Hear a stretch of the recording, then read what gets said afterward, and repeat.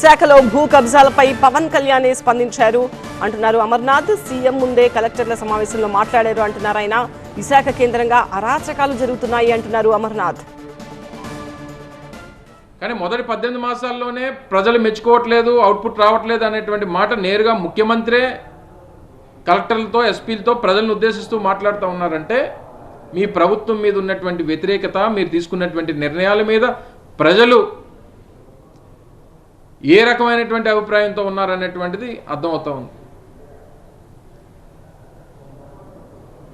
అయితే ప్రభుత్వం ఏ రోజుకి ఆ రోజు అప్పు, లేకపోతే కొడుకు గురించి డప్పు, ఇవి రెండే చంద్రబాబు నాయుడు గారు గడిచినటువంటి 18 మాసాలుగా చేస్తున్నటువంటి 2,75,000 కోట్ల రూపాయల అప్పు ఈ 18 మాసాల్లో. రోజుకి ఆన్ అండ్ యావరేజ్ 500 కోట్ల రూపాయలు రాష్ట్ర వ్యాప్తంగా ల్యాండ్ సెటిల్మెంట్స్లో ఇన్వాల్వ్ అవుతూ ఉన్నారు,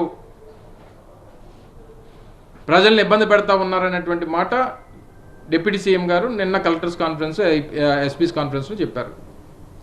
ముఖ్యంగా విశాఖపట్నంలో ఎక్కువ ఇవి కనబడుతున్నాయని చెప్పి ఆయన చెప్పారు. మరి చెప్పినటువంటి దానికి మరి ఎంతకంట ఆ ఉదాహరణ ఏం కావాలి మీకు? వాళ్ళు ఉప ముఖ్యమంత్రి గారు అడగాల్సినటువంటిది ప్రజాప్రతినిధుల గురించి కాదు, పక్కన ఉన్నటువంటి ముఖ్యమంత్రి గారిని అడగాలి. ఎందుకు ఇలా తక్కువ ధరలకి భూములు దోచిపెడతా ఉన్నారు? వాస్తవానికి ఇప్పుడు ఏం చేయలేకపోవచ్చు. ప్రజాస్వామ్యం 5 సంవత్సరాలు వారికి అవకాశం ఇచ్చింది.